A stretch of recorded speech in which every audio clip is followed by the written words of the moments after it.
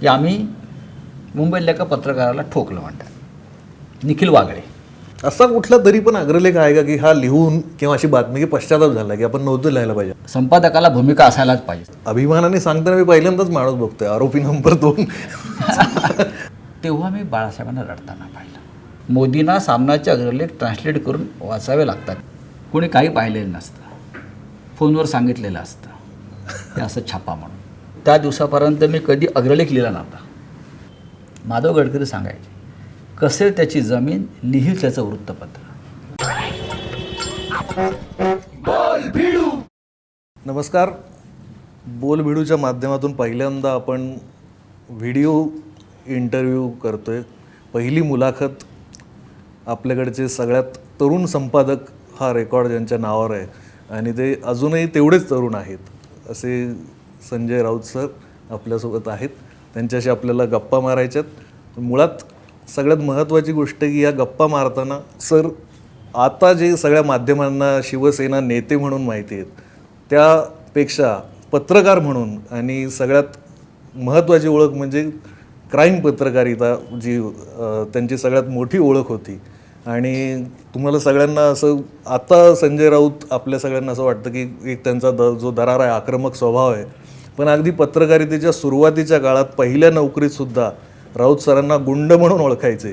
हे का असं तुम्हाला म्हणायचे? म्हणजे पहिल्याच नोकरीत गुंड म्हणून ओळख? नाही, गुंड त्या अर्थाने नसतं. ते गुंड म्हणजे पुत्र व्हावा ऐसा गुंडा, ज्याचा तिन्ही लोकी झेंडा, म्हणजे आक्रमक, भीडभाड न ठेवता. तेव्हा आताच्यासारखे तुमचे कॅमेरे, टी व्हीची पत्रकारिता नव्हती ना. 10 फुटावरून 20 फुटावरून CCTV काय ते तुमचं ते छोटे कॅमेरे, ड्रोन आणि ते सगळं. तेव्हा तुम्हाला स्वतः रणभूमीवर जाऊन स्वतः पत्रकारिता केलेली लोकांनी जगभरामध्ये. युद्धभूमीवर लोक जायचे तेव्हा त्यांना सुरक्षा नव्हती कोणती. म्हणजे बिहारसारख्या ठिकाणी मी अनेकदा गेलो. तेव्हा बिहारला जाणं म्हणजे लोक, पत्रकार फार जायला तयार नसायचे मुंबईचे अनेक गावात. त्याच्यावरती माझं पुस्तक पण नंतर आलं, बिहारचे माफिया म्हणून. आणि मी जे कॅरेक्टर्स बिहारला तेव्हा पाहिले त्याच्यावरती नंतर अनेक सिनेमेसुद्धा आलेले, काली पांडे वगैरे, हे सगळे मी डोळ्याने पाहिलं आहे. त्यांच्या प्रायव्हेट आर्मीज मी जवळून पाहिल्या, त्याच्यात सहभागी झालो मी. प्रत्येक जातीनुसार ज्या तिथे नेत्यांच्या आणि जातीनुसार त्यांच्या आर्मीज रिसं त्यांचं ध्वजसंचलन व्हायचं. आता पण झालं ते. त्याच्यामुळे तिकडे जायला कोणी तयार नाही त्यावेळेला रिपोर्टिंग करायला. मी बूथ कॅप्चरिंग असं जवळून बघितलं. बूथ कॅप्चरिंग करताना बंदुकीच्या फैरी झाडतायत, येत आहेत, बूथ कॅप्चर करतायत बिहारला. जहानाबादपासून गोपालगंजपर्यंत, आरा, नालंदा, मी पाहिलं आहे सगळं. मी रिपोर्टिंग केलं आहे इंडियन एक्सप्रेससाठी, लोकसत्तेसाठी, लोकप्रवेशासाठी. त्याच्यामुळे ते त्या अर्थाने म्हणायचे हा कुठे काही जाऊ शकतो, करू शकतो, याला भीती वाटत नाही. भीती माणसाला का वाटावी? ज्या क्षणी आपल्याला एखादी गोळी चाटून जाणार आहे किंवा एखादा घाव पडणार तेव्हा तो पडणारच आहे. आपण किती ते थांबवायचा प्रयत्न केला तरी तो क्षण ज्या क्षणी यायचा आहे तो येणार, या मताचा मी आहे. त्यामुळे मला काही भीती वगैरे वाटत नाही पहिल्यापासून. तुमचं नाव हे गुन्हेगारीच्या पत्रकारिता म्हणजे क्राईम रिपोर्टिंगमध्ये जास्त नावाजलेलं होतं किंवा त्याच्यासाठी तुम्ही विशेष गाजलेले होता. तर या क्षेत्रात कसं काय तुम्ही? त्या काळामध्ये या विषयाचं लिखाण खूप वाचलं जायचं. साप्ताहिकांना फार तेव्हा ताकद, साप्ताहिकाची ताकद होती. मोठी मोठी साप्ताहिकं हे स्कूप जे काढायचे किंवा असं स्पेशल स्टोरीज द्यायचे, त्याच्यामुळे देशात खळबळ व्हायची. त्यातलं एक लोकप्रभा होतं. मी जेव्हा लोकप्रभेमध्ये काम सुरू केलं त्यावेळेला फार कमी काळ होतो मी, तेव्हा इतर अनेक साप्ताहिके बाजारामध्ये होते आणि लोकप्रवाहसुद्धा त्याच पद्धतीनं चाललं होतं इतरांप्रमाणे. म्हणजे इतरांपेक्षा वेगळं आपण केलं पाहिजे, काहीतरी साहसी काम केलं पाहिजे आपण. आणि त्याच काळात नेमकं मुंबईचं हे एक आकर्षण लोकांना कायम राहिलं. आणि मुंबईतलं अंडरवर्ल्ड, शिकागोच्या स्टाईलचं, गॉडफादर, मुंबईमध्ये एक पॅरलल गव्हर्नमेंट तेव्हा सरकार चालायचं त्याला म्हणून अंडरवर्ल्ड, हे तेव्हा नक्कीच चालत होतं. आणि समांतर न्यायालयं चालायची मुंबईमध्ये. आणि गल्लीतली न्यायालयं नव्हती, जसे परवा कोणती पुण्यात मिरवणूक वगैरे काढली गुंडांनी, त्या पद्धतीची नव्हती ही. मी सांगतो, हाजी मस्तान होता एक, हाजी मस्तान, तुम्ही नाव ऐकलं असेल त्याचं. त्याने एक राजकीय पक्ष पण काढला होता, त्याच्या सिनेमेसुद्धा आले आहेत. म्हणजे हाजी मस्तान जेव्हा मंत्रालयात जायचं तेव्हा अख्खं मंत्रालय त्या स्वागताला असायचं. म्हणजे त्याला एक प्रतिष्ठा होती. आता लोक म्हणतात ना, मी जेव्हा मागे कधी मुलाखती म्हणालो की अमुक अमुक नेतेसुद्धा दिल्लीत त्याचं स्वागत करायचे, हे सत्य आहे. सत्य आहे ते. यांची फार प्रतिष्ठा होती राजकारणात आणि समाजकारणामध्ये. या सगळ्या अंडरवर्ल्ड डॉनचे मोठे मोठे लोक होते याच्यामध्ये. तर ह्या सगळ्यांवरती खऱ्या ज्या स्टोरीज आहेत त्या मी लोकप्रियतेत द्यायला सुरुवात केली. मग तुम्ही हाजी मस्तान वगैरे सगळ्यांना भेटलेला? नक्कीच. त्यांचे आम्ही फोटोशूट केले त्यावेळेला. फोटो सेशन म्हणता ना तुम्ही, असे वेगळे वेगळे असे मॉडेलिंग. हाजी मस्तान हा सगळेच. सगळे. अच्छा. तुम्ही कोणाचे नाव घेऊ शकता, या इथे नाही आहे, जे पळून गेले नंतर सगळे इथून. ते लोकप्रवेशच्या कवरवरती तेव्हा असे लोक, अरे हे फोटो कसे आले, अरे हे कसं आलं, हे कसं आलं. त्यातून लोकप्रवेशचं एक जे दर्जा म्हणा किंवा एक सेल असा स्टॉलवरती 5 मिनिटात अंक संपायचा. आमची स्टोरी आली क्राईमवरती स्पेशल. त्याच्यावरती मला खूप खटल्यांना सामोरं जावं लागलं, नाही असं नाही. हाजी मस्तानची वैयक्तिक आठवण एखादी, म्हणजे जो खूप त्या काळातल्या डॉनचा जो आठवणी अशा असतात त्या आता सांगण्यासारख्या नसतात ना. मला लोक म्हणतात तुम्ही लिहत काय नाही. मी बोललो, मी ज्या गोष्टी ऐकल्यात, ज्या गोष्टी पाहिल्यात त्या इतक्या अचंबित करणाऱ्या आहेत की आता कशाला ही लोक नाही आहेत, त्यांच्याबरोबरची लोक नाही आहेत. आता बघा ना, तो वरदाराजन, तो एक गणपतीचं नियोजन करायचा माटुंगा भागात. त्या काळातले प्रत्येक राजकीय पक्षाचा प्रमुख माणूस तिथे येत होता. पण त्यांनी आपापल्या भागामध्ये ते असे सुभेदार होते. आता नाही, आता ते मोडून पडलं सगळं. पण तेव्हा ह्या गुन्हेगारीतल्या या प्रमुख लोकांनी स्वतःचं एक नक्कीच वलय निर्माण केलं. लोक त्यांच्याकडे न्याय मागायला जात होते. हे तेव्हाच्या राजकीय सिस्टीमचं फेल्युअर होतं. पण बऱ्याचदा पत्रकारांचं, म्हणजे त्याच्यानंतर अशा केसेस घडल्या की या लोकांशी संबंध असल्यामुळं कुणाचा खून झाला आहे, कोणी अडचणीत आला आहे, पत्रकार. तर या लोकांशी कॉन्टॅक्ट कसे ठेवावेत, किंवा नवीन पत्रकार म्हणजे जो क्राईममध्ये काम करतो किंवा काय, आता क्राईम वगैरे काय नाही, आता पोलीस रिपोर्टिंग असतं. यातून तुम्ही हे सगळे बरीच वर्ष काम केल्यानंतर पुन्हा एक म्हणजे कुठलंही त्याच्यावर अडचणीत न येता, कुठल्याही त्या भानगडीत न पडता इंटरेस्ट नसतो ना. माझा इंटरेस्ट काय होता, जर्नलिझम. उत्तम स्टोरी लोकांना देणं, एक उत्तम त्या काळात कव्हर स्टोरी देणं किंवा दैनिकामध्ये मुख्य स्टोरी देणं. तेव्हा पेपरमध्ये नाव येणं ही फार मोठी गोष्ट होती लिहिणाऱ्याचं. आता रोज टी व्हीला दिसतात पत्रकार. काय तेव्हा आम्ही एवढे कष्ट करायचो, तेव्हा कधीतरी आमचं बायलाईन असायची. तेव्हा बायलाईन येणं म्हणजे मोठी गोष्ट. आता फार स्वस्त झालं आहे. ते आता बूम घेऊन क्राईम स्टोरी सांगतात. त्यांना काही माहीत नसतं ते प्रश्न कसे विचारतात. त्यांना काय अभ्यास असतो प्रश्न विचारणाऱ्यांना. त्यांना ठरवून दिलेले प्रश्न विचारतात ते. सकाळी तो एक अजेंडा येतो, आज तुम्ही संजय राऊतांना हेच विचारायचं आणि हेच काढून घ्यायचं. अच्छा, ही काय पत्रकारिता आहे का? नाही. पण तुमचा वारंवार मला त्या इलेक्ट्रॉनिक्स माध्यमावर हे टी व्हीवाले हे असं जरा राग दिसतोय. नाही, राग नाही माझा. मला अजिबात राग नाही. एक तो फरक फक्त मला, नाही, आम्ही प्रिंट मीडियात जास्त काळ काम केलं आहे. आम्ही ज्या परंपरेतून आलेलो आहोत, ती परंपरा जी आहे ही वेगळी परंपरा आहे ना. माझ्यासारखा माणूस हा त्या प्रिंट मीडियातूनच घडला. आता संजय राऊत दिसले नसते लोकांना. तुम्ही अजून हाताने लिहिता का? मी अजूनही हाताने लिहितो. तावच्या ताव, हे बघा, अजूनही मी माझ्या बॅगेमध्ये असे कागद त्याचे गठ्ठे पडलेले असतात, पेन असतात, कुठेही बसून लिहितो. तुमच्या लहानपणीची जी मुंबई, म्हणजे संजय राऊत हे मुंबईकर आहेत, लहानपणापासून मुंबईत. हो. तुमच्या लहानपणीची मुंबई कशा प्रकारची होती? तेव्हाची मुंबई ही मराठी माणसाची मुंबई होतीच. आणि आजही आम्ही म्हणतो मुंबई मराठी माणसाचीच आहे. मुंबई ही श्रमिकांचं शहर होतं तेव्हा. म्हणजे महात्मा गांधींना चले जाव चळवळीची घोषणा मुंबईत का करावी लागली? कारण मुंबईतला जो कामगार वर्ग होता ना, कायम पेटलेला असायचा. देशाभिमान, स्वाभिमान, राष्ट्राभिमान, हाक दिली का बाहेर यायचे. शिवसेना का वाढली मुंबईत? ह्यामुळेच, या अस्मितेमुळेच शिवसेना उभी राहिली मुंबईत ना. आज तसं नाही आहे. आज बाहेरचे लोक फार आहेत, त्यांचं मुंबईशी कसं म्हणतात, दरवाजे बंद आहेत. चाळ संस्कृती होती, चाळी. तेव्हा चाळीत राहणं ही प्रतिष्ठेचं लक्षण होतं. मोठमोठ्या चाळी, एकेका चाळीमध्ये 100-100, 150-150 बिराडं असायची तेव्हा. आणि चाळ म्हणजे एक शहर असायचं. त्या चाळीमध्ये प्रत्येक सांस्कृतिक धार्मिक कार्यक्रम असायचा. जात आणि धर्म नव्हता मुख्य म्हणजे तिकडे, अजिबात नव्हता. आज नाही आहे ते काहीच. पण हे का झालं असेल, म्हणजे एवढी वर्ष नाही, तर शिवसेना आहे. मुंबईतल्या गिरण्या गेल्या. हां. मुंबईची ताकद काय आहे? कष्टकरी श्रमिक हीच मुंबईची ताकद होती. आज मुंबई धनिकांची झालेली आहे. त्यांना मुंबईशी किंवा मुंबईच्या अस्मितेशी, मातीशी, मराठी अस्मितेशी काही घेणं देणं नाही आहे. आज मुंबई जी आहे ही कागदावरती आपल्याकडे नक्कीच आहे, आपण म्हणतो मराठी माणसाची, पण ती धनिकांची बटीक आहे. आणि हे कोणाचेच नसतात हे लोक, हे भांडवलदार आहेत. पण तुमच्यासारखी माणसं किंवा मराठी अस्मितेवर पक्ष कितीतरी आहेत की जे मराठी नाही, अजूनही वर्गावर आम्ही आहेत. अजूनही मुंबईमध्ये मराठी अस्मितेचंच नाणं वाजत आहे. पण सगळ्यात मोठी जर इमारत बघितली तर ती बाहेरच्याच माणसाची, आहे ना, म्हणजे अंबानीसारखे. पण हे आताच आहे का? मुंबईची लढाई त्यासाठीच झाली ना.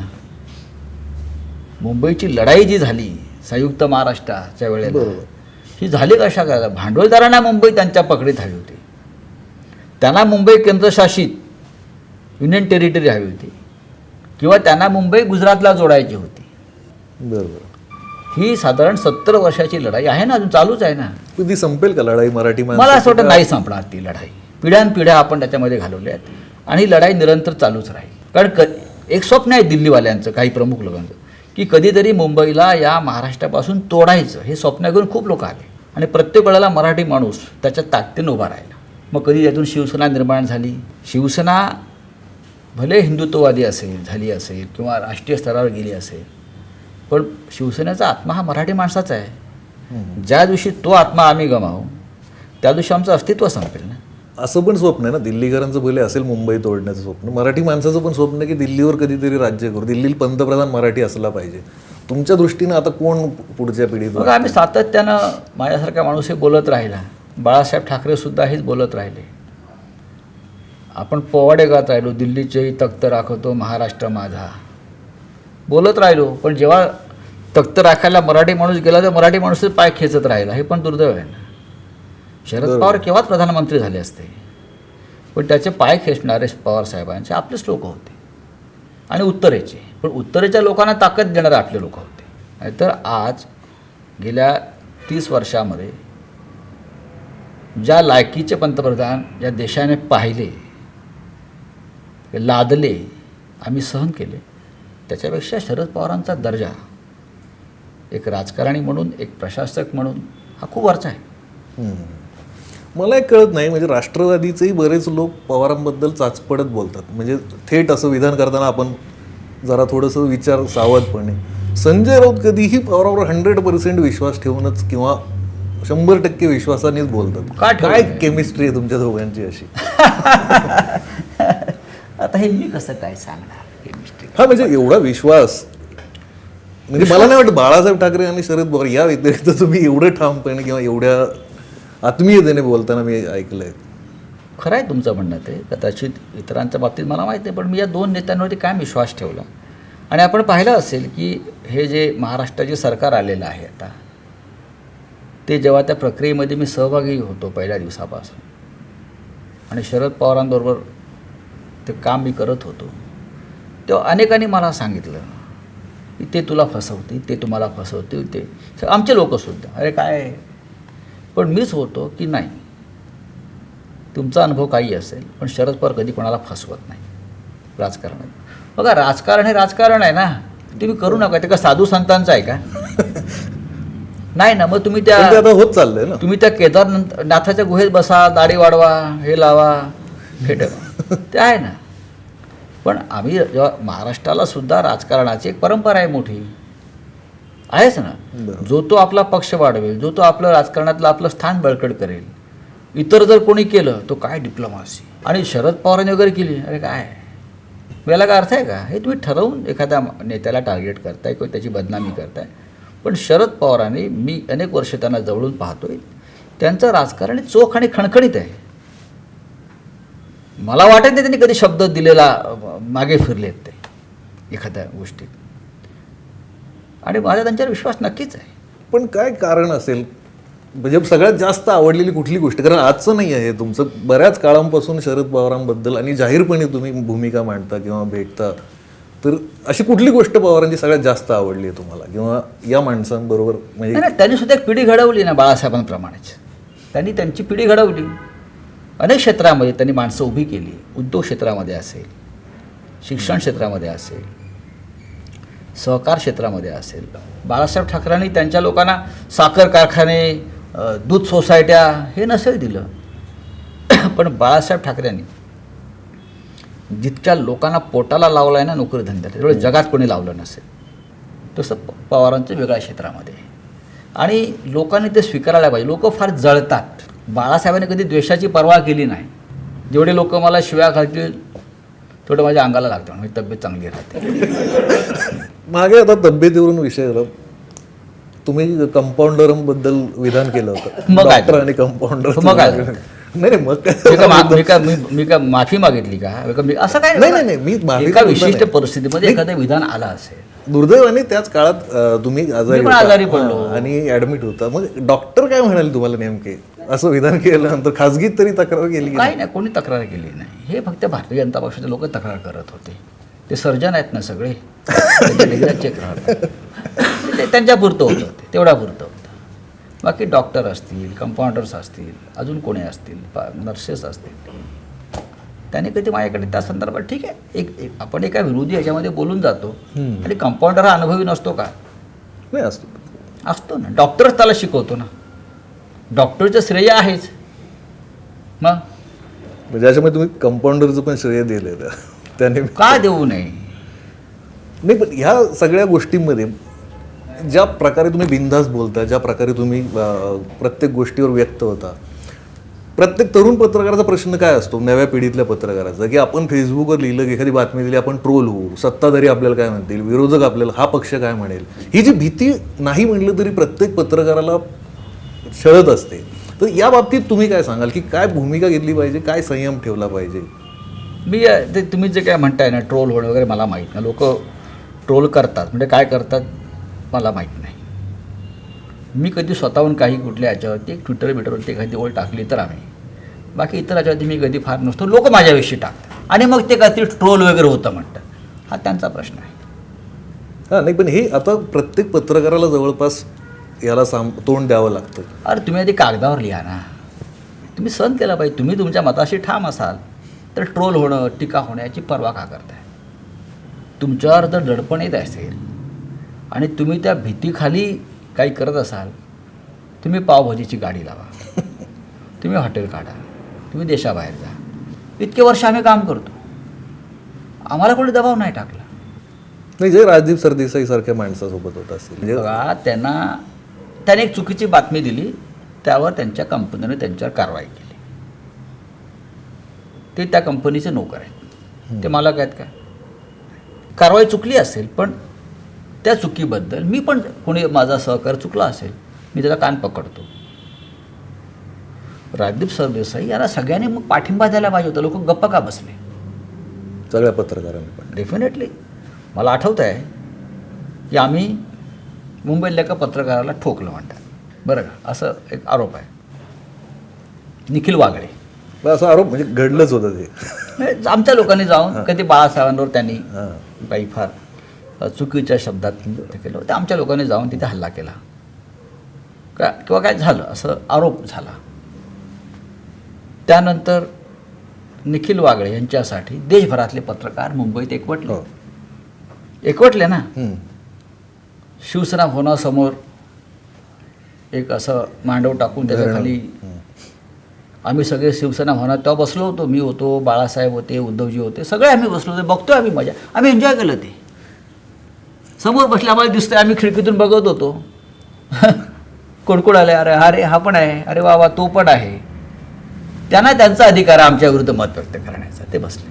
आम्ही जाऊन त्यांना तिथे मारलं का कोणी? आमच्या लोकांनी नाही. आमचं त्यांच्याशी काही भांडण नव्हतं, आम्ही करू शकत होतो. पण ठीक आहे, आमच्या लोकांनी, त्यांना राग आला. ते का बाळासाहेबांनी सांगितलं नव्हतं का आम्ही सांगितलं जाऊन असं असं करा म्हणून? पण नंतर सगळे पत्रकार, ज्या पत्रकारांवरती काल मोदी सरकारनं काही गुन्हे दाखल केले, त्या मृणाल पांडे असतील, राजदीप सरदेसाई असतील, हे सगळे लोक त्या समोर बसले होते आमच्या विरोधामध्ये दिवसभर. पण एवढे लोक गोळा झाले तेव्हा. झाले ना ते, तेव्हा झाले, मग आता का नाही? जर तेव्हा झाले तेव्हा तर काँग्रेसची राजवट होती, ज्याने आणीबाणी लादली होती वगैरे असं म्हणतात, त्यांचं होतं ना ते. मग आता राजदीप सरदेसाठी किंवा मृणाल पांडेंसाठी किंवा अन्य काही 5-6 पत्रकार आहेत ज्यांच्यावरती काही ॲक्शन्स घेतल्या असं म्हणतात, सिडिशन्स वगैरे. मग आता देशभरातला पत्रकार एका छत्राखाली घेऊन याच्या विरुद्ध का निषेध करत नाही, हा विचार तुम्ही केला पाहिजे की नाही? म्हणजे हे सगळे जे आहेत प्रकार आंदोलनाचे सरकारविरुद्ध, हे फक्त काँग्रेस असल्यावरती किंवा शिवसेना असल्यावरच करायचे का? सत्तेवर हिमतीची किंमत असते, हिम्मत की किंमत होती है. मला लोक म्हणतात तुम्ही सकाळी दिल्लीला एकटे वॉकला जाऊ नका. मी लोक नाही, मत जाना, मुंबई में मत जाना. मी लोक काय होणार आहे? इथे कोणतरी गोळी मारेल, बाकी काय कोणी करणार. ह्याच्या आधी पण सेनेचं आणि भाजपचं सरकार जेव्हा असताना युतीचं सरकार म्हणून जे ओळखलं जायचं, त्यावेळी सामनातून बऱ्याचदा त्या सरकारवर टीका व्हायची, स्वतःचं सरकार स्वतःच्या पक्षाचं असून सुद्धा. सामनाचं तेच वैशिष्ट्य आहे आणि सामनाची तीच ताकद आहे. हे बाळासाहेबांचं एक परंपरा आहे पत्रकारितेची. बाळासाहेब मला म्हणायचे नेहमी, माझ्यावर जरी टीका असेल तरी ती सामना संजय आली पाहिजे. मी माझी भूमिका मांडली नंतर. हा पेपर सगळ्यांसाठी मी ठीक आहे, आपली भूमिका जास्त तू मांड, अग्रलेखातून मांड, पण माझ्यावरची टीकासुद्धा चुकवू नकोस. किंबहुना मनोज जोशींचं जो मुख्यमंत्रीपद गेलं तेव्हा टाइम्स ऑफ इंडियामध्ये एक मोठी स्टोरी आली पहिल्या पानावर. त्यात कशामुळे त्यांचं मुख्यमंत्रीपद गेलं अशी मोठी चौकट होती, 10 गोष्टी की त्यांना का सोडावं लागलं. त्यात पहिला पॉईंट होता, सामना वेंट अगेन्स्ट हिम. अच्छा, सामना त्यांच्या विरुद्ध गेला. हे पहिला मुद्दा त्यांनी दिला होता, बाकी सगळं इतर असेल, पण ही सामनाची परंपरा आहे. पण आम्ही अजूनही वाट बघतो, आघाडी सरकारवर कधी टीका नाही करत तुम्ही. आघाडी सरकारवरती टीका करावं असं अजून काय घडलेलं नाही. असं बघा, विरोधी पक्ष टीका करतो म्हणून मी टीका करणार नाही, बरोबर. किंवा विरोधी पक्षाची टीका करतो ती मी सामन्यात छापतोय ना. आम्ही हां, विरोधकांचं जे असतं की नाही ते जोरात छापलं पाहिजे कधीही, म्हणजे मला उत्तर द्यायला बरं पडतं.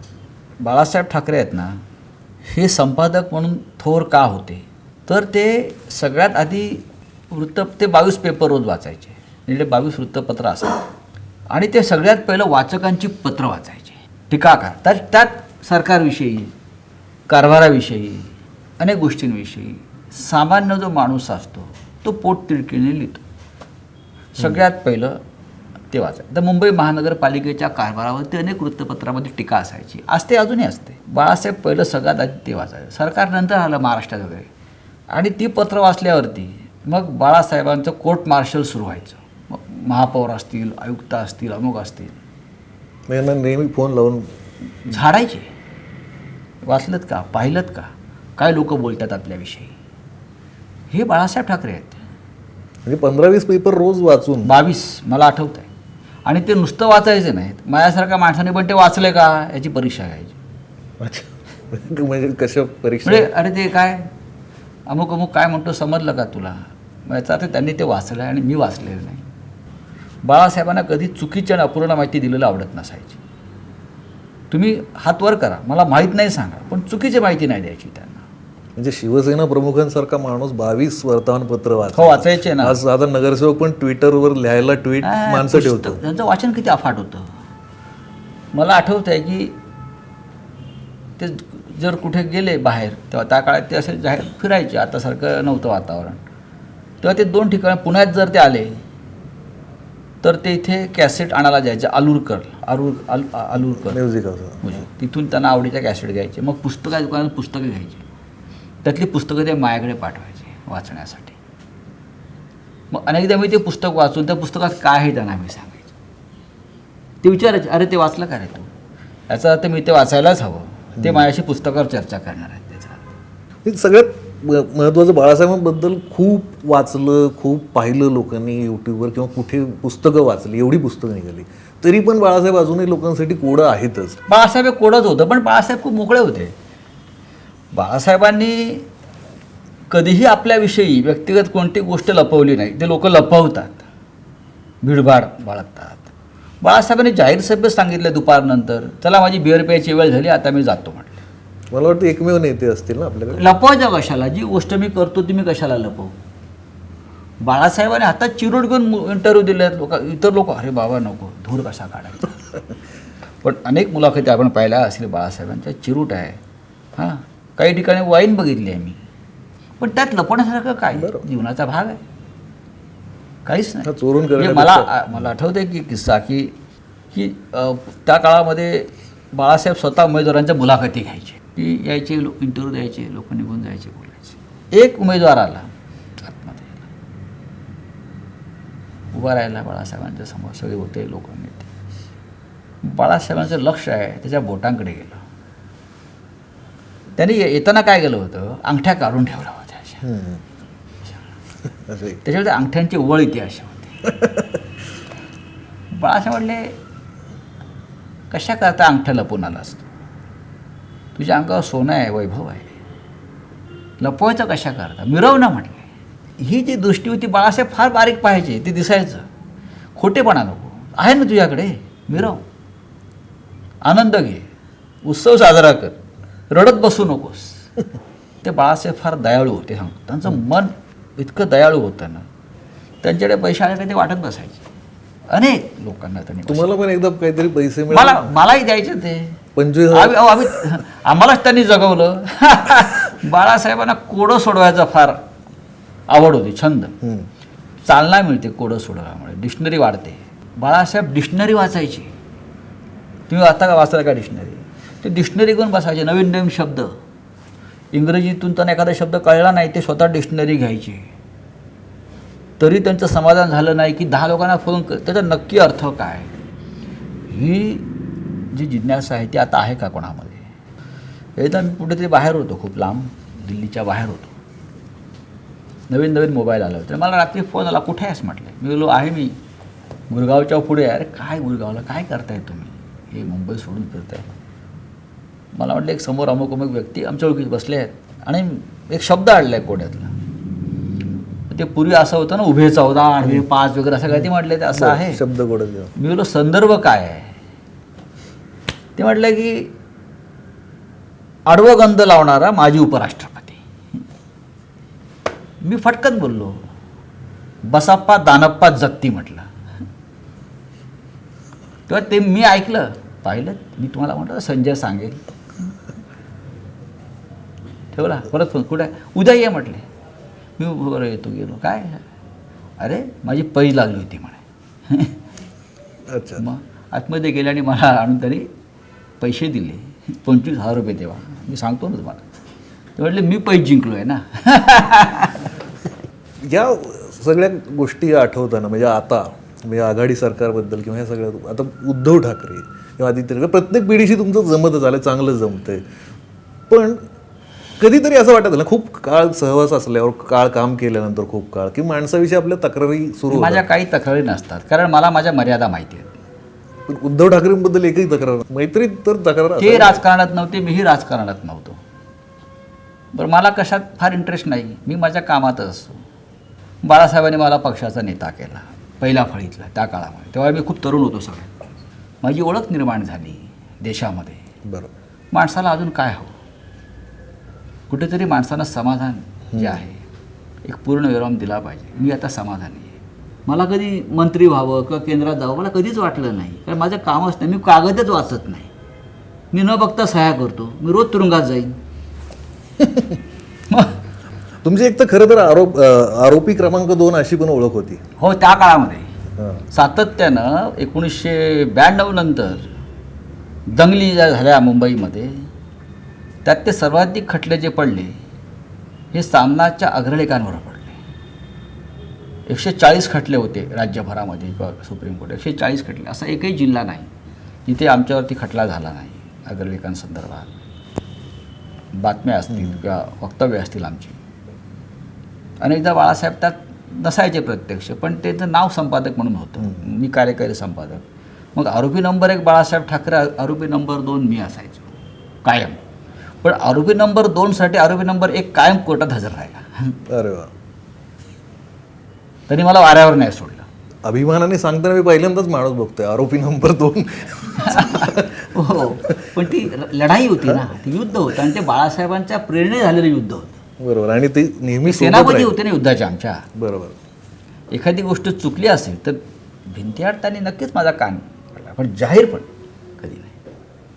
नाही, 1-2 मुलाखतीमध्ये पण बाळासाहेबांचे पण बघितलं की अगदी सामान्य शिवसैनिकाचं नाव त्यांना माहिती असायचं, त्याच्याबद्दल ते एकदम भाऊक व्हायचे बोलतो. कारण बाळासाहेबांनी त्यांच्या सुरुवातीच्या काळात पक्षाच्या जडणघडणीमध्ये ज्या शिवसैनिकांनी त्यांच्यासाठी छातीचा कोट केला, ज्यांनी रक्त सांडलं, ज्यांनी तुरुंगवास भोगला, त्यांचं स्मरण बाळासाहेबांनी कायम ठेवलं.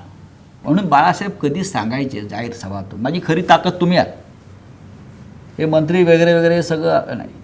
जोपर्यंत शिवसैनिक जो माझा समोर जो बसला आहे तो आहे, तोपर्यंत मला कोणाची भीती नाही. त्यांच्या सहकाऱ्यांची एक गंमतच होती. म्हणजे आता प्रमोद नवलकर रात्रीच्या मुंबईवर लिहायचे, म्हणजे ते गुन्हेगारीचा पहाश करणारे. नाही, बाळासाहेबांचे एक अष्टप्रधान मंडळ होतं आणि प्रत्येकाचं एक वैशिष्ट्य होतं. मी एका व्यक्तीविषयी म्हणलं, बाळासाहेब तुम्ही कसं काय इतके वर्ष, नाव चांगले आमचे सर, तुम्ही इतके वर्ष त्यांना सांभाळता. मला म्हणले, संजय काय आहे, त्या काळात त्यांनी मला साथ दिली. म्हटले बाळासाहेबांच्या डोळ्यात एकदा मी अशा प्रसंगात पाणीसुद्धा पाहिलं. त्यांचे खूप जवळचे सहकारी दत्ताजी साळवी, कामगार आणि सगळं, हे जेव्हा वारले तेव्हा मी बाळासाहेबांना रडताना पाहिलं. नाहीतर मी त्यांच्या डोळ्यात कधीच पाणी नाही पाहिलं. त्यांना हुंदका फुटला. मी जेव्हा म्हणजे आम्ही सकाळी गेलो हिंदुजामध्ये दत्ताजींना पाहायला, तेव्हा दत्ताजी कोमात होते. मला म्हटलं, संजय मी हिंदुजामध्ये चाललो दत्ताजींना पाहायला. दत्ताजी आमचे हिरो होते, तर आम्ही कमांडर दत्ताजी साळवी म्हणायचो. तर आम्ही गेलो आतमध्ये, बाळासाहेबांनी त्यांच्या असा डोक्यावरती हात फिरवला. म्हणजे किती त्यांचं हृदय तेव्हा असं भरून आलं तर बघितलं नाही सर. आणि त्यांनी सांगितलं, दत्ताजी मी आलो आहे, डोळे उघडा.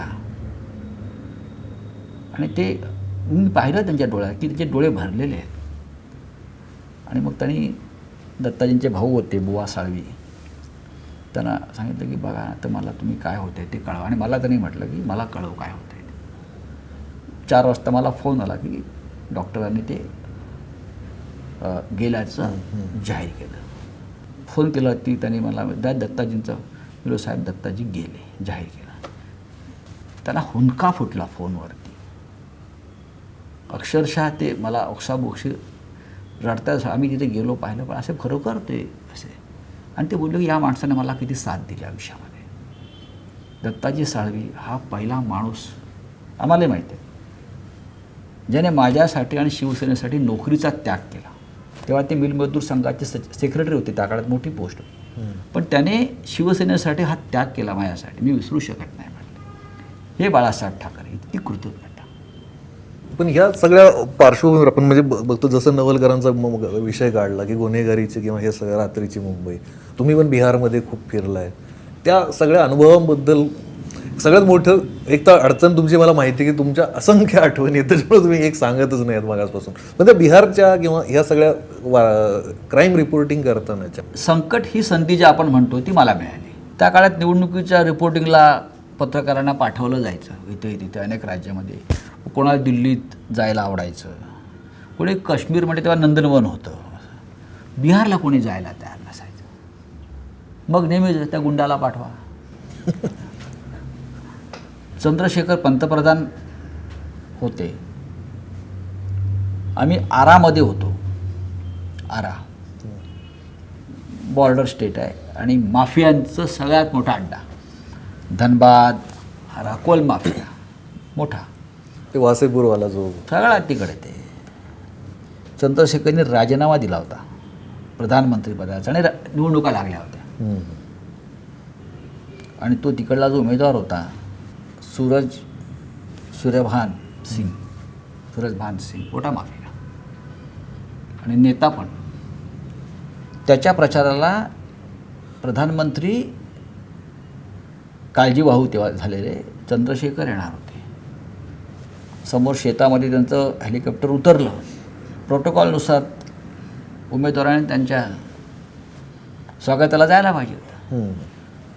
उमेदवार तिथेच बसून आहे, मी तिथे आहे.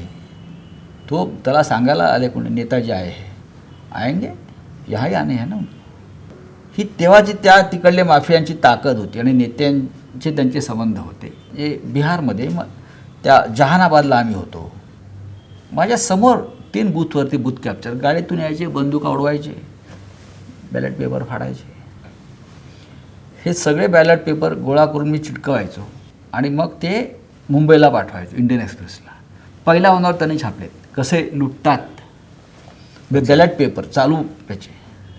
म्हणजे त्या काळात तुम्ही महाभारतातल्या संजय सारखी भूमिका करायची, म्हणजे समालोचन ते सगळं पाठवलं. आम्ही करायचो. पण आता तुम्ही जे सामनाचे संजय राऊत आहेत ते खेळी डायरेक्ट घडवत आहेत पडद्या मागून. असं नाही म्हणता येणार. समालोचन नाही करत आहेत ते आता. नाही करतो ना. संजयची भूमिका कायम तिच्या युद्धभूमीवर हजर राहायचं. नाही पण ती समालोचनापुरतं होतं. तुम्ही आता सूत्र हलवायला लागले असं गेल्या वर्षापासून आता ते सूत्र आम्ही पहिल्यापासूनच हलवतो. मी तरी थोडं सावधपणे विचारतो.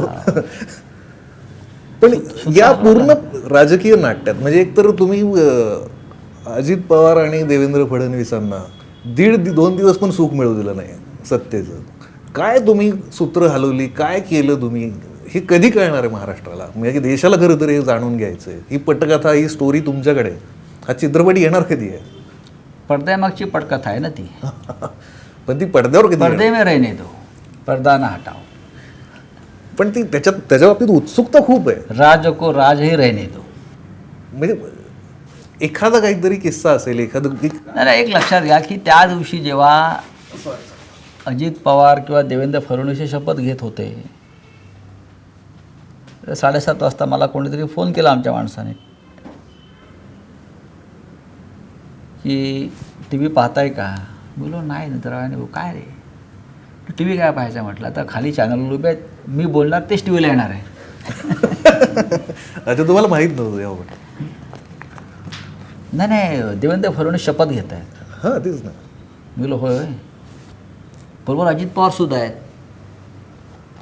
बोलो ठीक आहे ना, घेऊ दे ना, घेऊ द्या की नाही, आत्ता घेत आहेत म्हटले.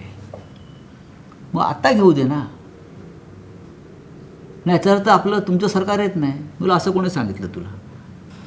अच्छा, म्हणजे तुम्हाला जराही धक्का बसला ना? अजिबात नाही, अजिबात नाही. तुम्हीच केलं होतं का काय ते? नाही असं नाही. अजिबात धक्का बसला नाही. मी लोक त्यांना शपथ घेऊ द्या, काही हरकत नाही. मुख्यमंत्री उद्धव ठाकरे होणार आहे, तेवढंच मी सांगू शकतो आत्ता.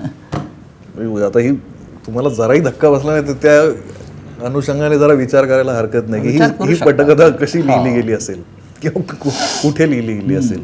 पण त्याच्याबद्दल उत्सुकता कायम राहील आणि कधी ना कधी तरी तुम्हाला थोडी दया येईल की हा चित्रपट आला पाहिजे पडद्यावर, पटकथा ही कळली पाहिजे लोकांना. पटकथा येईल, योग्य वेळी येईल ना, असं नाही, आता नाही येणार.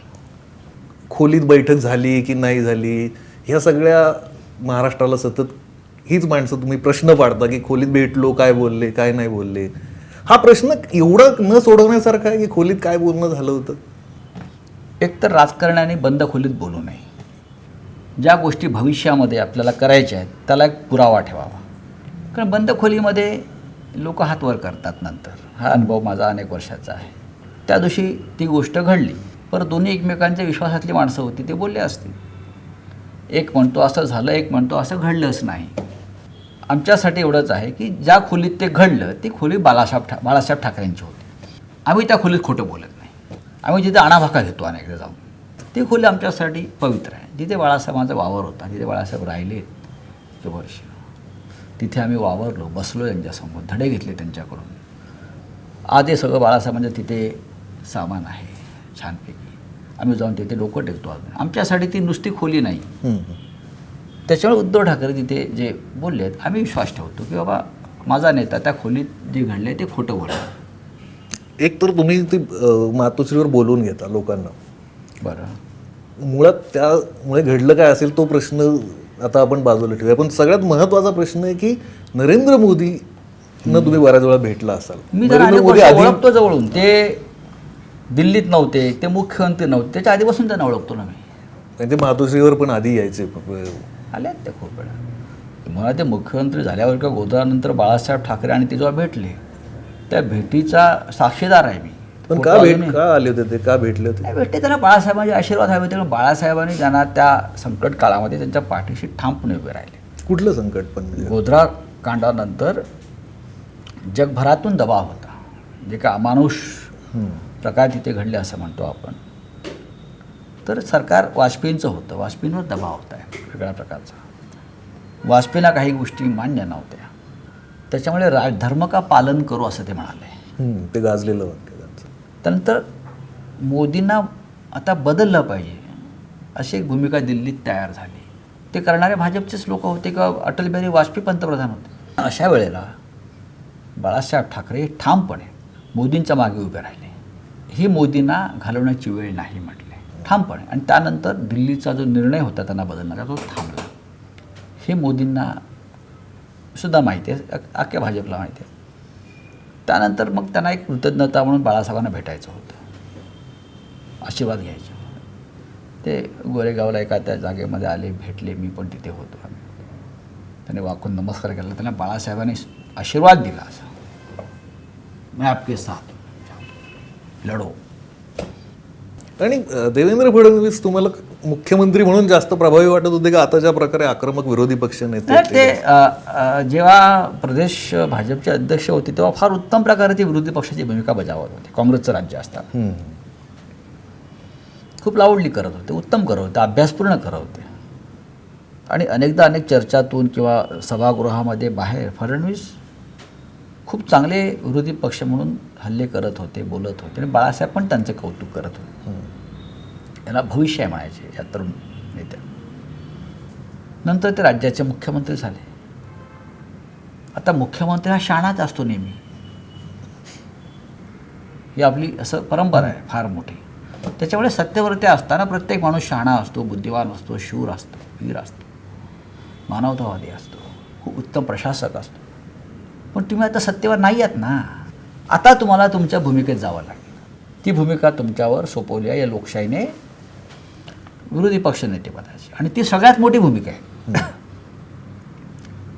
लीडर ऑफ ऑपोजिशन याला एक घटनात्मक मान्यता आहे. आणि सरकारवरती अंकुश ठेवण्याचं काम तुम्ही केलं पाहिजे. आमचं सरकार असलं तरी मी हे म्हणेन. उलट तुमची जबाबदारी आता वाढली आहे राज्याच्या प्रती. तुम्ही राज्याचे खरे पालक आहात आता. पण ते रोजच काही ना काहीतरी त्यांचे मिसाईलचे नेम चुकतायत. अच्छा. अंधाधुंद गोळीबार करून चालत नाही. की तुम्ही दुर्लक्ष करताय? नाही, आमच्या अंगाला काहीच चाटून जात नाही आहे ना. मी विरोधी पक्ष ताकदीचा असावा या मताचा आहे, कोणाचाही असेल. बरोबर. का माझा जो पिंड आहे हा विरोधी पक्षाचा आहे मुळात. आज जरी सत्ता असली तरी जेव्हा आम्ही बसतो तेव्हा मी माझी मतं व्यक्त करतो. आपल्या लोकांशी सुद्धा आपण त्यांच्या चुका दाखवायला धाडसानं बसलं पाहिजे तिकडे. आपण लोकांचे बांधील आहोत. आज विरोधी पक्ष आज आहे ते रोज उठून एक आरोप करतात किंवा लहान सहान गोष्टीवरती एक भूमिका भ्रम निर्माण करतात. याच्यामुळे विरोधी पक्षाची प्रतिष्ठा कमी होते. लोकशाहीमध्ये एक वेळ सरकारची प्रतिष्ठा गेली तरी चालेल, पण विरोधी पक्षाची प्रतिष्ठा ज्यावेळी जाते तेव्हा लोकशाहीला सगळ्यात जास्त धोका निर्माण होतो. म्हणून विरोधी पक्षाच्या मागे ठामपणे उभं राहिलं पाहिजे. ही परंपरा पंडित नेहरूंपासून मी पाहतो आहे. पण आज दिल्लीमध्ये विरोधी पक्षाला टिकू दिलं जात नाही. विरोधी पक्षाचा आवाज ऐकला जात नाही. विरोधी पक्षालाही सातत्य नाही. विरोधी पक्षाची खिल्ली उडवली जाते. उत्तम पंतप्रधान आणि उत्तम मुख्यमंत्री हा विरोधी पक्षाचं नर्सिंग करतो, विरोधी पक्षाला आवाज देतो, ताकद देतो. पण आज विरोधी पक्ष महाराष्ट्रात खूप ताकदीचा आहे. 105 आमदार असणं 280 सदस्यांमध्ये यासारखी ताकदच कोणाची नसेल. जर आजच्या विरोधी पक्षाने मनात आणलं तर ते शॅडो कॅबिनेट चालवू शकतात, इतकी ताकद आहे. पण तुम्ही विरोधी पक्षात तुम्ही CM इन वेटिंग नाही आहात.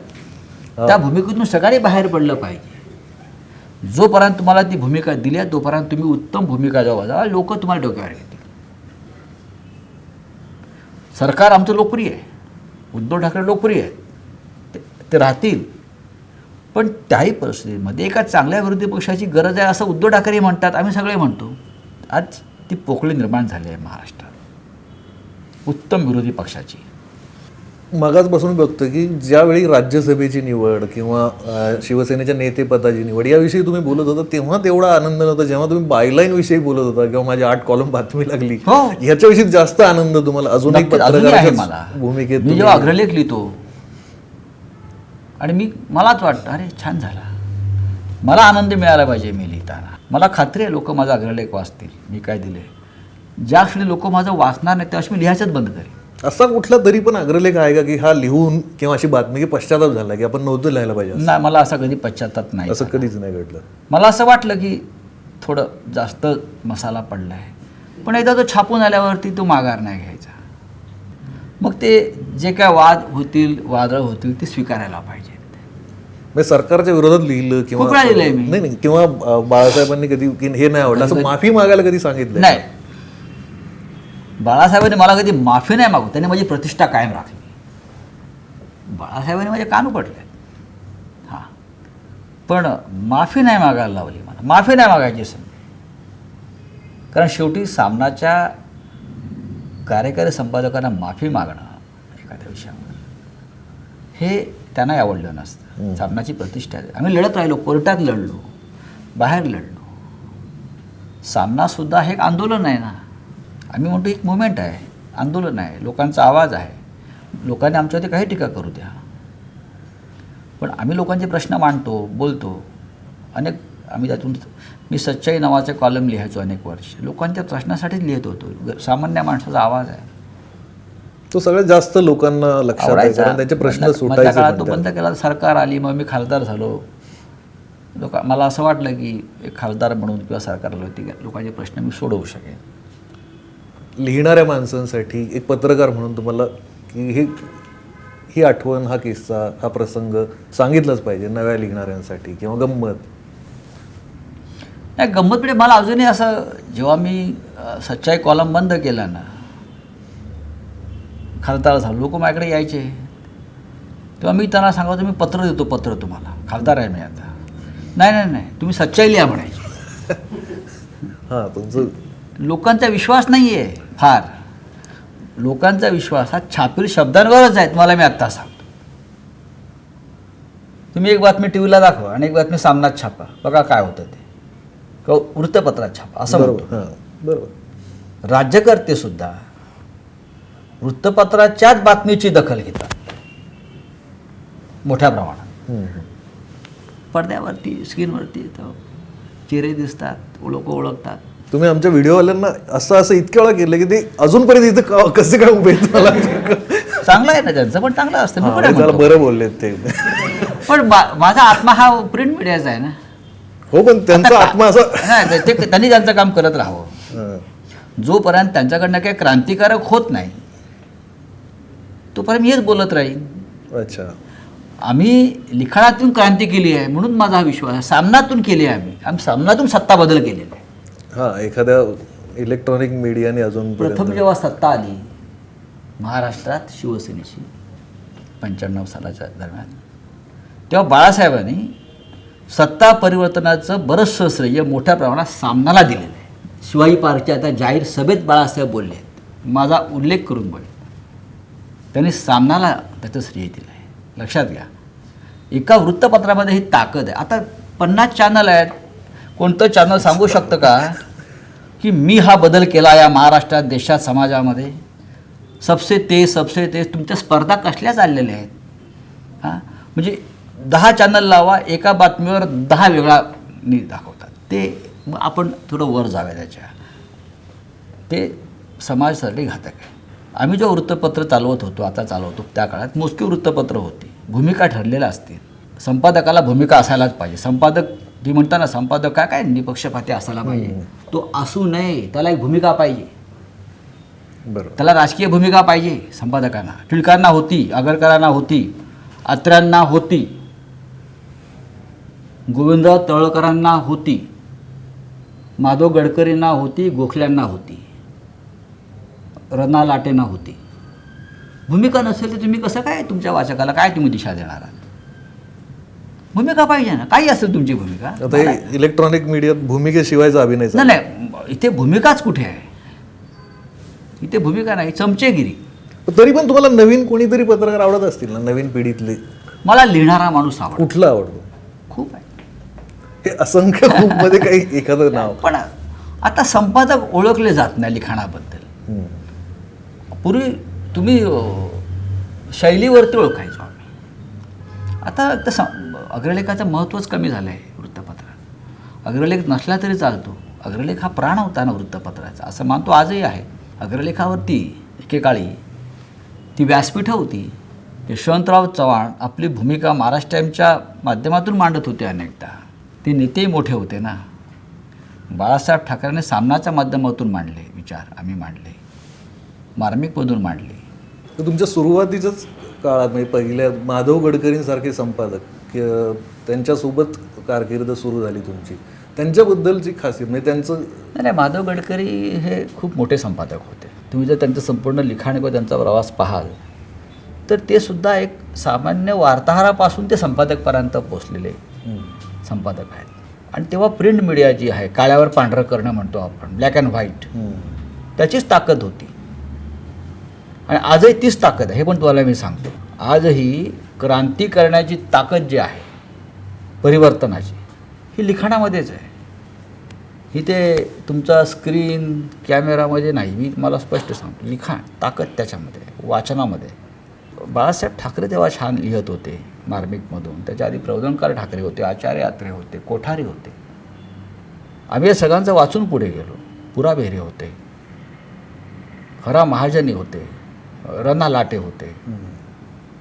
खूप ताकदीनं लिहायचे आणि खरोखर त्यांच्या लिखाणातून बदल होत होता आणि त्यासाठी लोक वाचत होते. माधव गडकरी हे त्याच पिढीतले एक प्रमुख पत्रकार होते आणि त्यांचं लिखाण हे सामान्य माणसासाठी त्यांनी केलं लिखाण. आणि म्हणून मी त्यांच्या प्रेमात असायचो की हा माणूस सामान्य माणसाचे प्रश्न मांडतो आणि सामान्य माणसाच्या भाषेत, सोप्या भाषेत मांडतो. त्यांचे माझे फार वाद व्हायचे, तरी आम्ही दोघे एकमेकावर प्रेम करत होतो.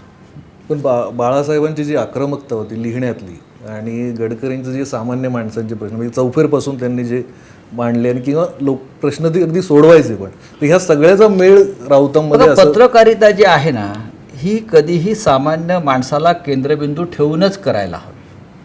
फक्त पत्रकारिता नाही, मग तुमच्या त्या काळातल्या साहित्यकृती असतील त्याही मी त्याच पद्धतीनं मानतो. सामान्य माणूस त्यात पाहिजे. आपण जे जीवन जगतो ते त्यात हवं. हे कल्पना, काल्पनिक वगैरे मी त्या कधी भांगडीत पडलो नाही. काल्पनिक सृष्टी वगैरे असतं हे काही नसतं. हे बरं का, जे आहे सत्य तेच तुम्ही दाखवायला पाहिजे.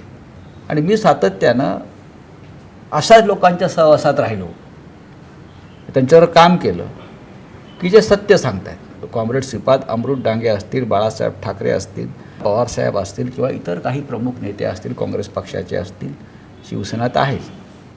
पक्षाची बंधनं यात नसावीत विचारांची. जॉर्ज फर्नांडिस हा माझा हिरो होता, बरं का. तो काय शिवसेनेचा नव्हता ना. तुमचं जॉर्ज फर्नांडिस त्यांच्याबद्दल विशेष प्रेम आहे, ते बोलण्यात येतच. पण अशी खास आठवण जॉर्ज फर्नांडिस यांच्याबद्दलची? आम्ही ठरवून त्यांच्याजवळ गेलो. अपघाताने मी कधीच कोणाच्या जवळ नाही गेलो, अचानक कुठे भेटलं नाही. मी ठरवून की मला ह्यांच्यावर काम करायचं आहे, मला ह्यांच्याजवळ जायचं आहे. मग ते बाळासाहेब असतील, बाळासाहेब तर आमचे फार जवळचेच होते, पण जॉर्ज साहेब असतील, शरद पवार, पवारसाहेब आहेत, ह्या लोकांनी समाज घडवलेला आहे. आम्ही यशवंतराव चव्हाणांना भेटायला जायचो. मी खूप लहान होतो, पण मला चव्हाण साहेबांना भेटावं असं वाटायचं. यशवंतराव चव्हाणांना भेटायला जायचो. मी तेव्हा फार लहान काम करायचो एक्सप्रेस टॉवरमध्ये, पण आम्हाला कळायचं की यशवंतराव चव्हाण बाजूला राहायचे नर्मन पॉईंटला, रिवेरा बिल्डिंगमध्ये. ते आल्याचं आम्हाला कळलं की आम्ही दबकत तिथे जायचो, त्यांच्याही संवाद साधायचो. विद्याधर गोखले आम्हाला घेऊन जायचे, ते तेव्हा संपादक होते रविवारच्या लोकसत्ताचे. आम्ही त्यांचं बोट धरून जायचो. ही एक ऊर्जा असते, आवड असते माणसांपर्यंत पोहोचण्याची, ती आता नाही आहे. आणि याची फार मोठी किंमत आपल्याला भविष्यात चुकवावी लागेल. माणसं फेसबुकवरूनच समजून घेतात. फेसबुक वगैरे काय आहे, काय नाही, बकवास आहे सगळे. तर हे आता सगळे लढाया लढतात त्या फेसबुकवर लढतात. ट्विटर तर राजकारणात ट्विटरवर हे का लढाईची जागा आहे का? देशाचं युद्ध काय ट्विटरवरती लढणार का? पण आता काही लोक लढायला लागले ट्विटरवरती की चीनचं सैन्य किती पुढे आलं आणि आम्ही किती मागे घालवलं, आणि युद्ध कधी होणार मग? पण तुम्ही ट्विटरवर एवढे लोकप्रिय आहेत तरी तुम्ही मी लोकप्रिय असेल ट्विटरवरती, पण माझा विश्वास नाही आहे. मला जर उद्या कोणी म्हणालं की तुम्ही जमिनीवरती येऊन लढा, तर माझं पहिलं जे हे आहे, मी जातो ना जमिनीवरती. त्या दिवशी पाहिलं असेल, मी दिल्लीला उतरल्यावर पहिला गाझीपूरला गेलो. पहिले मी तिकीट नाही भेटलो, पहिलं तिथे गेलो, पाहिलं मी सगळ्या बॉर्डर. त्यानंतर मी ट्विटरवरती आलो असेल, पण मी तिथे गेलो ना. पण ही एक तुमची काय जादू आहे, म्हणजे शिवसेनेने कायद्यांना पाठिंबा दिला होता आणि त्याच्यानंतर तुम्ही थेट गाझीपूरला गेले आणि पाठिंबा दिलेल्या पक्षाचे नेते आलेत आणि त्यांना इतकं लोकप्रियता त्यांची अशी. गाझीपूरला कसे काय तुम्ही एवढे लोकप्रियता शेतकऱ्यांमध्ये? सेल्फी काढण्यासाठी अक्षरशः चढावड लागली होती, आम्ही ते बघितलं फुटेज. ती कसं काय संजय राऊत या माणसाची 2 रूपं कशी काय अशी? 2 रूपं कशी काय असतील? एकच आहेत ना. हो, पाठिंबा दिल्यानंतर पाठिंबा बघा की पाठिंबा दिला असं म्हणता येणार नाही. अनेकांनी तेव्हा त्या कायद्याला, त्या पद्धतीनं, त्यातल्या काही चांगल्या तरतुदीनं पाठिंबा दिला असेल. आम्ही दिला असेल. संसदेमध्ये कृषी संदर्भात काही आधुनिक गोष्टी याव्या, ते कोणाला वाटणार नाही. शरद पवार या देशातले सगळ्यात मोठे नेते आहेत, ज्यांना या क्षेत्रातलं कळतं. आम्हाला कळतं असं आम्ही म्हणत नाही. प्रकाश सिंग बादल आहेत. आम्हाला असं वाटतं प्रत्येक वेळेला की शेतकऱ्यांना जास्तीत जास्त फायदा व्हायला पाहिजे. त्यांचं जे पीक आहे, कोणते असेल, जे उत्पन्न आहे, त्याला मिनिमम सपोर्ट प्राईस ही मिळायला पाहिजे. मिनिमम मिळायलाच पाहिजे. शेतकऱ्याच्या डोक्यावर कायम टांगती तलवार का राहावी? मी आज अमुक पीक घेतलं आहे, ते मार्केटमध्ये मला त्याचा भाव मिळेल की नाही, की मला रस्त्यावर टाकावं लागेल, ते त्याला मिळायला पाहिजे. त्या संदर्भात जर काही सुधारणा येणार असतील कठोर, तर त्याचं स्वागत केलं पाहिजे.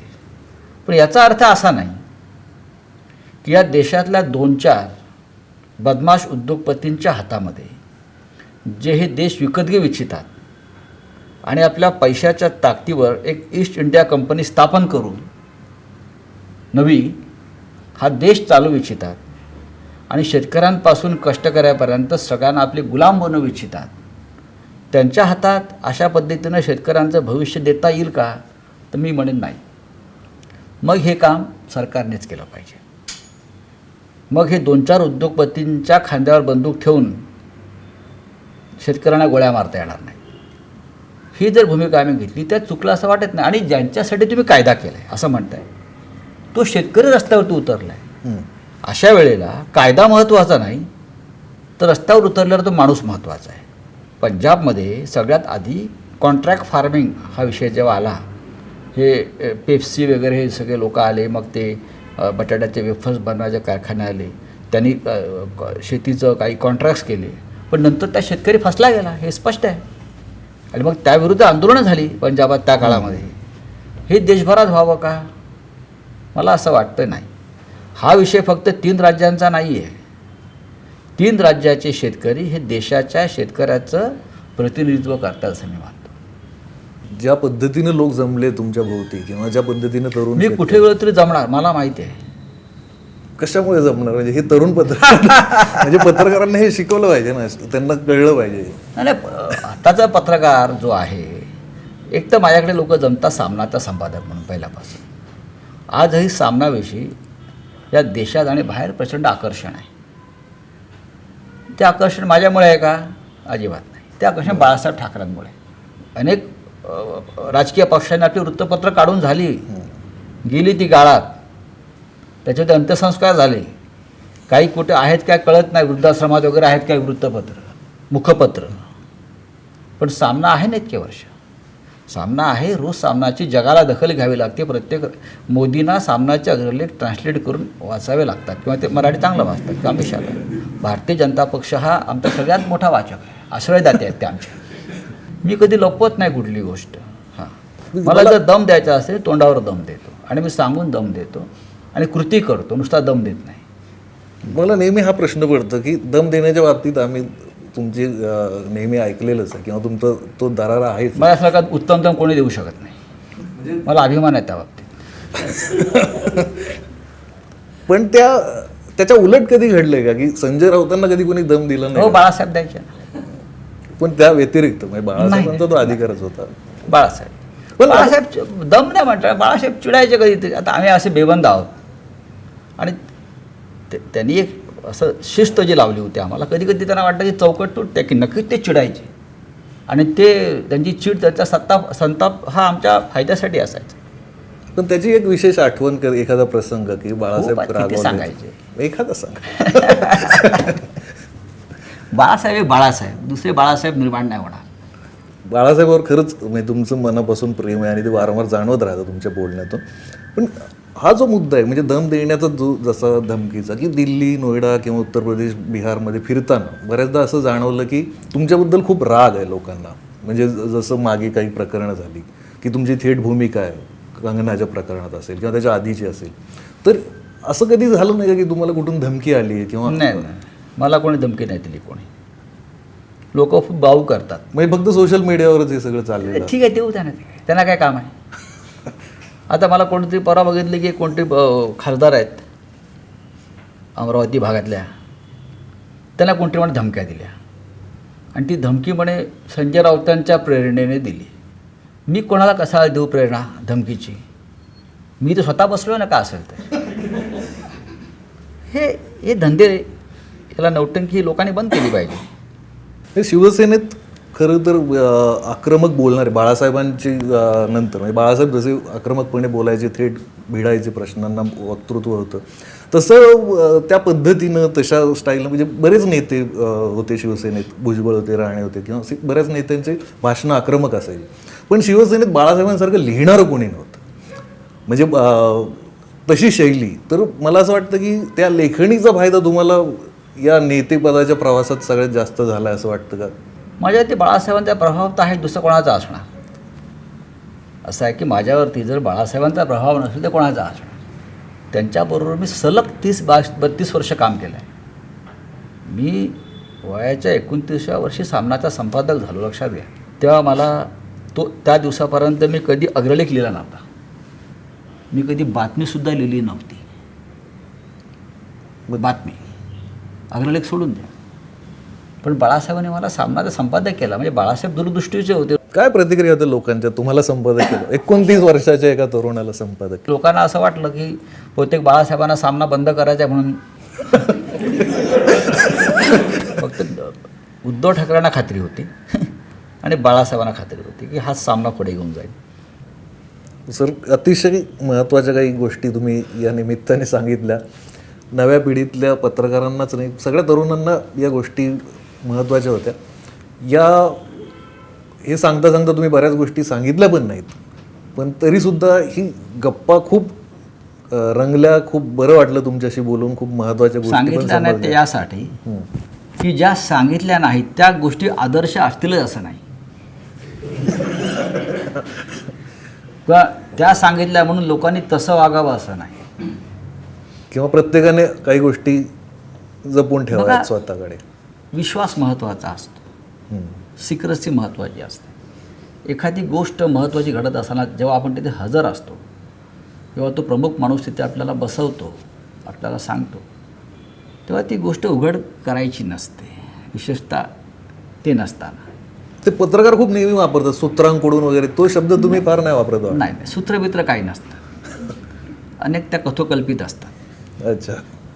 कोणी काही पाहिलेलं नसतं, फोनवर सांगितलेलं असतं ते असं छापा म्हणून. अलीकडे ते फॉरवर्ड व्हॉट्सअपवरच बऱ्याचदा ते फॉरवर्ड युनिव्हर्सिटी, फॉरवर्ड जर्नलिझम आता राहिलेलं नाही. जर्नलिझम अजिबात नाही. वृत्तपत्र आहेत पण जर्नलिझम नाही. ही सर फार मोठी गोष्ट बोलले. वृत्तपत्र आहेत पण जर्नलिझम नाही. या मुद्द्यावर आपण गप्पा आज थांबूया. खूप बोलताना महत्त्वाची माहिती पण मिळत गेली, किस्से पण मिळत गेले. या निमित्ताने फक्त शेवटी बोलभिडूबद्दल तुम्ही कधी वाचलंय? मी बोलभिडू विषयी इतकंच सांगेन, हा जो मागे लोगो आहे बोलभिडूचा, हा माझ्या परिचयाचा आहे, माझ्या आवडीचा लोगो आहे. याला अस्सल एक मराठी बाज आहे, बरोबर आहे. आणि समाज माध्यमांवर मी कधी कधी प्रवासात पाहत असतो जाताना, फेसबुकवरती एखादी गोष्ट पटकन दिसते मला, बोलबिडूचा लोगो, मी ते वाचतो. चांगली माहिती असते, सोपं असतं आणि रिसर्च फार चांगलं असतं. आणि मी अनेकदा ते रेफरन्स म्हणून सुद्धा वापरलं. अरे ठेवून द्या, हे फार चांगली माहिती दिली आहे मुलांनी. म्हणजे ह्या गोष्टी मुद्दामून सांगण्यासारख्या आहेत की बोलबिडूचे संपादक सौरभ पाटील, एकदम Very तरुण, महेश जाधव, एक भूषण वेगळ्या तारे, प्रकारचं हे पत्रकारिता आहे. हे सगळे ही काम आणि करतात. मी हे यासाठी सांगतोय की या जर्नलिझमला सुद्धा प्रतिष्ठा मिळावी. जो मनापासून पत्रकारिता करतो त्याच्या मागे आम्ही उभे असतो आणि राहायलाच पाहिजे. कारण ते सुद्धा मी असं मानतो की छापेल शब्द आहेत. बरोबर. लिखाणाला महत्त्व आहे. माधव गडकरी सांगायचे, कसेल त्याची जमीन, लिहील त्याचं वृत्तपत्र. माझा त्या मंत्रावरती विश्वास आहे. मी सामनात लिहित राहिलो म्हणून ते माझ्या नावानं ओळखलं जातं बाळासाहेबांबरोबरच. या नोटवर आता पुन्हा निरोप घेण्याची वेळ आली. धन्यवाद सर. जय महाराष्ट्र.